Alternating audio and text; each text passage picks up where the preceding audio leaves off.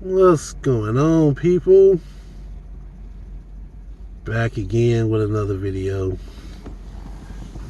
Another chapter in the lives of the ancient ones. Audiobook. Ancient Egypt. Professor Bob Breyer. He is our speaker. So let's get into it. Right, with him into his palace. Now, according to Herodotus, Psamtik didn't learn his lesson. Psamtik was living in the palace with the king. Right? Remember, we ended our last lesson with the king of Egypt in Susa, in the palace. And he was living under the king's largesse. He was being fed, but he plotted against the Persians. Right? It's sort of like two things you don't do. You don't tug on Superman's cape, and you don't mess with Cambyses. Right? Psamtik is killed. Right? Psamtik loses, and then Cambyses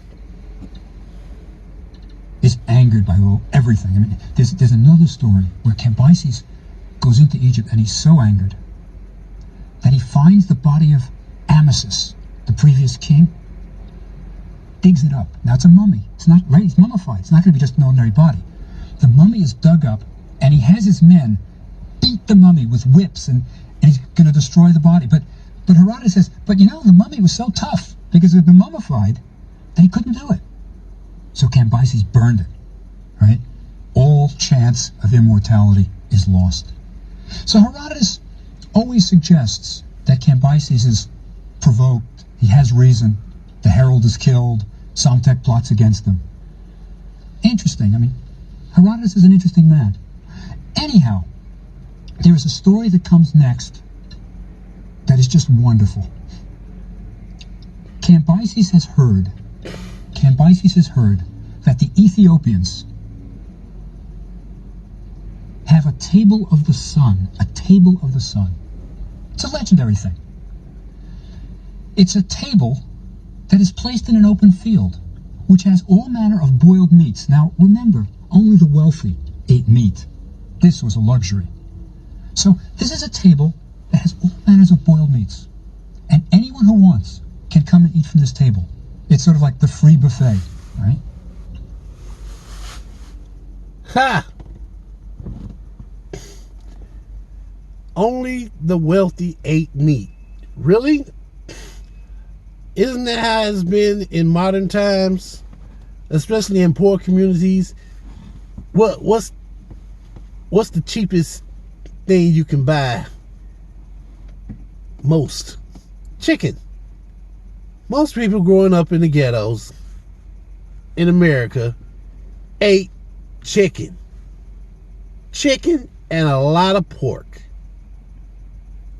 While the upper class and the rich, they ate veal and all kinds of other types of meat. Now, I don't have a problem with chicken as a meat, but why is it that we always get the stuff, the poor people, the people that came up poor, we always get the stuff that can kill you? We get the salty food. We get the ham hocks, the turkey, dry turkey. Now, if you doctor it up, the turkey can be pretty good. But on average, day to day, your choices are some salty ham, chicken, and greens. But guess what? A lot of families, not all, I can't speak for everybody, but a lot of families soak the ham in the greens. You're literally putting a ton of salt in the greens, and you want me to eat it, and I'm supposed to be happy about it. The human body can only take so much salt at one time. And then I'm in trouble because I don't want to eat dinner. You ain't gonna get no dessert if you don't eat your damn food. You're killing me. Maybe that's why I don't want to eat dinner. At the behest of somebody else, you're killing your child. People talk about abortion. It's fortunate that black people have lived as long as we have. I don't know how God made us, but damn it, we didn't survive some, man, we have survived some shit.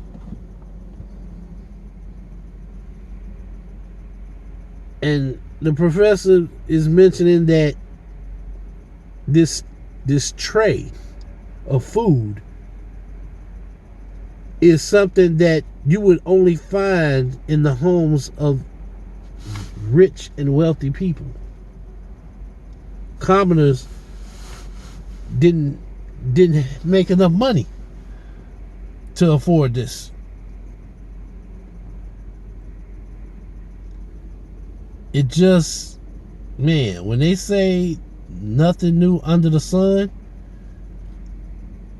I believe it. I truly believe it. I wasn't around back in those days. I wasn't even thought of. Hey, my grandparents weren't even thought of. So for that similar situation to remind me of situations in recent times, wow. It's almost the same thing. The rich and wealthy can afford to have things that poor people can't. We just don't have the money. So we have to survive off of what we have. But a lot of us have always aspired to do better in life. And there's nothing wrong with wanting to do better. Especially when you come from nothing. But if you already rich, if you already a billionaire, why the hell do you need an extra $1 billion? Why do you need to be a trillionaire? Like, really? Come on now. You already got more money than you can spend. You gonna leave all your wealth to your kids. Well, that's what it used to be.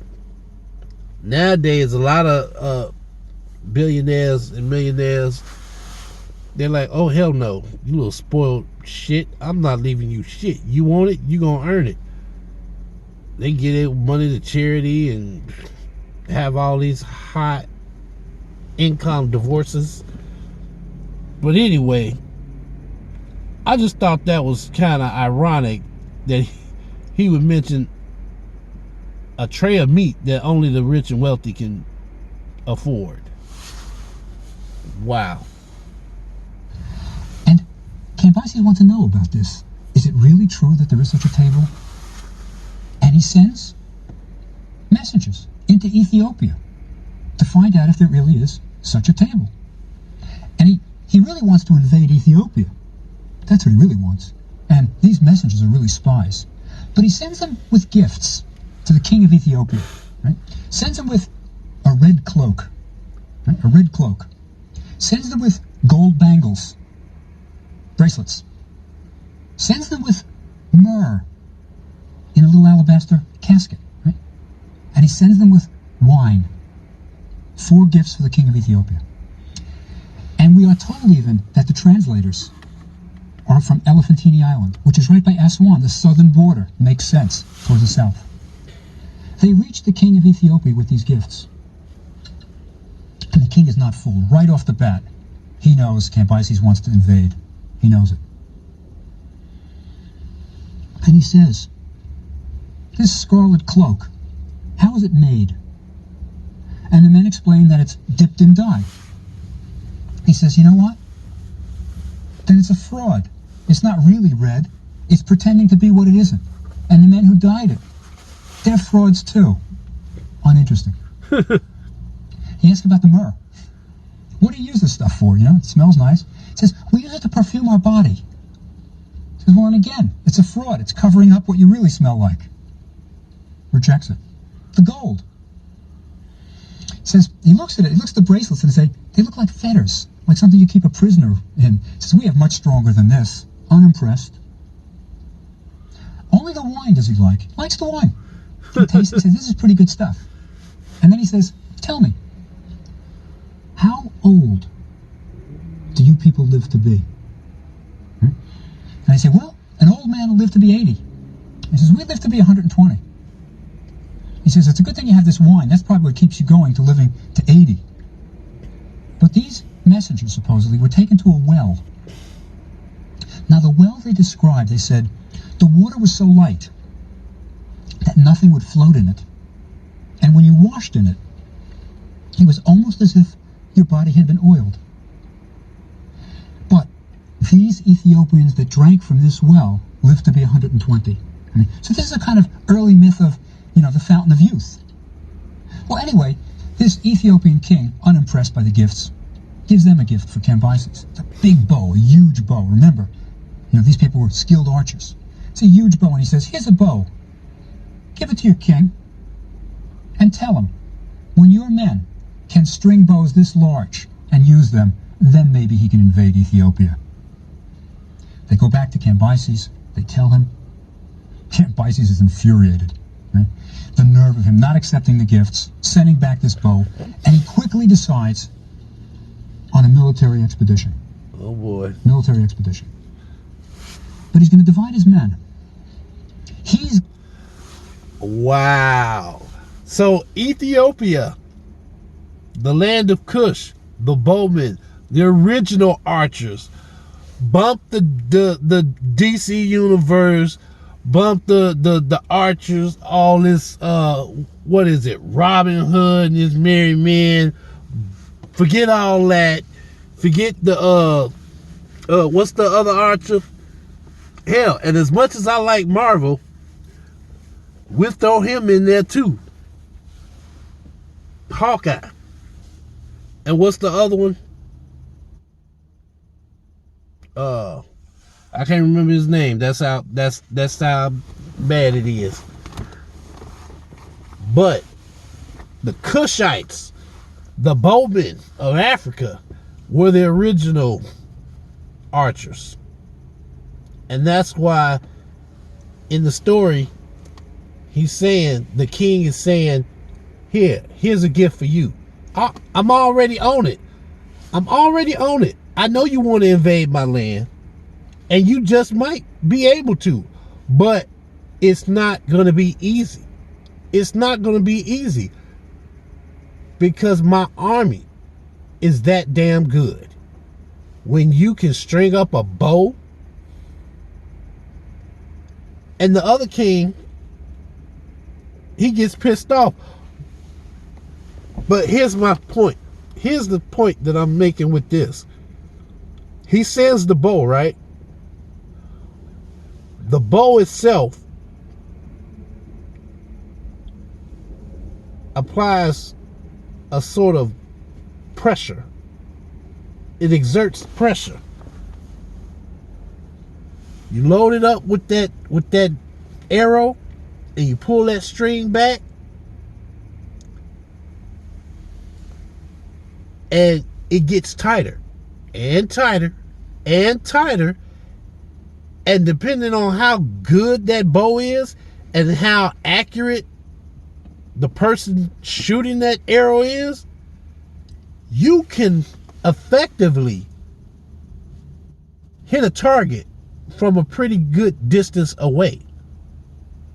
So once they see this king and his army coming, he can set his bowmen out on the field of battle, maybe a quarter of a mile away, half a mile away. I don't know how good they are. I was not there. But this is part of our ancient culture. We were into sports. Hell, from what I understand, we invented a lot of sports. What we call sports today, a lot of that stuff was invented by ancient Egyptians. And as I go through this audiobook, I'm coming to the understanding that Egypt was like the first America. You have Africans from different cultures coming together to make Egypt great, including Cushites, the dark-skinned people, as it were said. But hell, compared to Europeans, all of Africa was darker skinned. But I think it's so interesting. I haven't finished the whole story because I like to listen to it with you all. But man, if these archers are that good, does this man really think he just gonna roll up in there and take some stuff? It ain't gonna be that easy, even if he do win. I want to know. Enough of me talking. Let's get back to the story. Going to lead personally. Going to lead them south into Ethiopia. It's a kind of spur of the moment thing. Herodotus even says it. Doesn't plan it well. But the other division, he takes 50,000 of his troops, and he says to them, "You're going to go destroy the Ammonians, the worshippers of Amun, Ammonians, right? And you're going to burn down their temple of their oracle." Now this is at the Siwa oasis in the Libyan desert. There was a temple to Amun, and there was an oracle there, world famous. And he tells his 50,000 men, "You are marching across the desert to Siwa to destroy that oracle. I will go south to Ethiopia." So he heads south to Ethiopia. Head south. In Ethiopia, right, it is not easy to journey there. And he's not prepared. And his men start to really experience hardships. They eventually start to starve. They are starving. At one point, they want to go back, but Campai says, "No, march on." It's only when they are reduced to cannibalism. It is 1 in 10 is going to be killed, to be eaten by the others, that Cambyses relents and says, "We go back." Right? Now, 1 in 10 is an interesting number, by the way. You know, the Romans, when they didn't fight bravely, when their commanders felt they didn't fight bravely, 1 in 10 of them was killed. That's where we get the name, the word decimate. You take 1 in 10 and you kill them. That's why we get decimate from that. But Cambyses returns, right? And he returns to Memphis, where he learns that his army of 50,000 disappeared in the desert. And they have never been found to this day. There is an expedition just getting ready right now to search for Cambyses' missing army. 50,000 men disappeared in the desert. Gets back. Stop. That's funny. That's hilarious.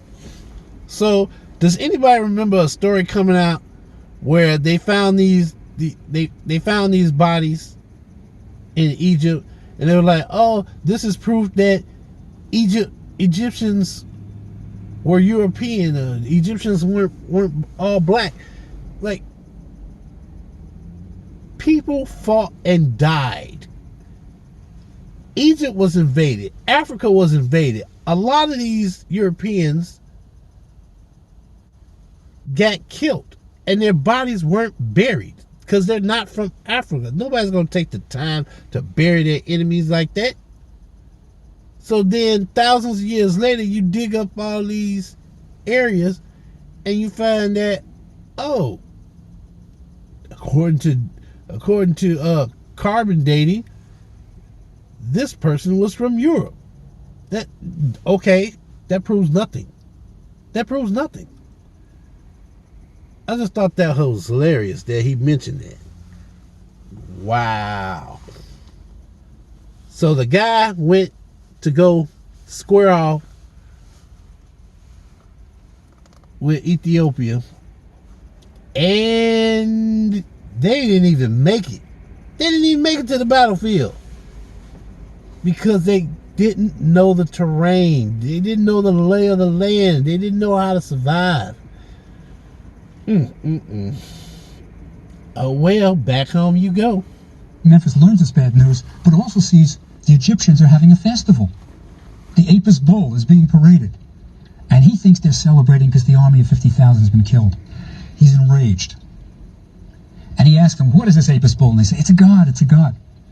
Cambyses says, sure, takes his dagger and stabs the Apis bull. Right? And he says, is your bull made of flesh? Sorry. He says, is your god made of flesh?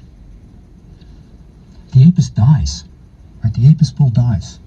So, again, we get this feeling, Herodotus is trying to say that Cambyses was in some ways perhaps provoked. Right? But anyway, Cambyses takes over Egypt. He is succeeded by Darius the First. Now, Darius takes an interest in Egypt. Cambyses is always a kind of absentee. You know, he does bad things, but he goes back home. Go back home. Darius builds temples at the oasis at Karga. Has his name carved in a cartouche, right? Wants to be a little bit Egyptian. It's interesting. People always revered the Egyptians, you know? They were always a great civilization, and if you could write your name in a cartouche, you were a god. I guess remember, in the Middle East, no other country had a god at its head, right? You may have had a great king, but not a god. So Darius takes over, but there's a revolt. The Egyptians, one thing they're not used to, they will not knuckle under to foreigners. No matter how brutal it is, no matter how difficult it is, they will always revolt. And we get the Egyptians revolting under Darius. Now he is followed by Xerxes, right? Xerxes, who has 20 years of problems in Egypt. For 20 years, there are going to be Egyptian revolts. He puts down one rebellion after another. Doesn't end the problem. Then finally, he has a satrap. Now, a satrap is the equivalent of a governor, right? Who is so brutal that the people will take no more, and they simply rise up. Now, the Persians are ruling out of Susa. They never left a large body of troops in Egypt. They had other problems. Remember, they're trying to dominate the entire Middle East. Egypt is just one place.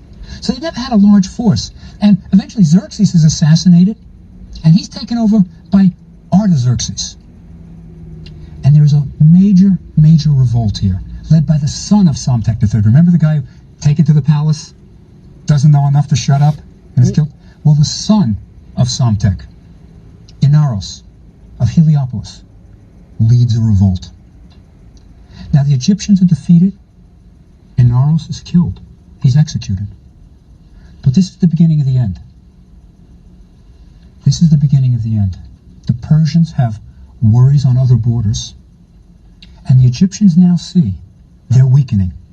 The Persians don't have a big army, and Inaros had led a real revolt.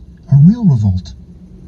Now, we have another ruler coming in, a Persian, Darius II. And it's under him that Egypt becomes independent. Independent. There are rebellions. Eventually he will leave. And the last Persian in Egypt to rule is Artaxerxes II. And he doesn't even write his name in a cartouche. He has given up. Persian rule is over. The Egyptians are free again. They're going to have one last hurrah. We're coming very close to the last native ruler of Egypt. And we'll talk about him next time. See you then. Huh. That's nice. Now, I noticed he didn't mention Alexander. Everybody always mentions the Babylons, Alexander, and how he fought against Xerxes and Darius. Well, actually, Alexander fought against Darius. And the 300, they fought against Xerxes. But was it Xerxes the first or Xerxes the second? They just said Xerxes. So if anybody can enlighten the group. Anything you want to add to the discussion, go right ahead. But I just think it was interesting that during all this fighting, the professor never mentions Alexander and the Greeks coming in. Maybe he's saving it for another lecture.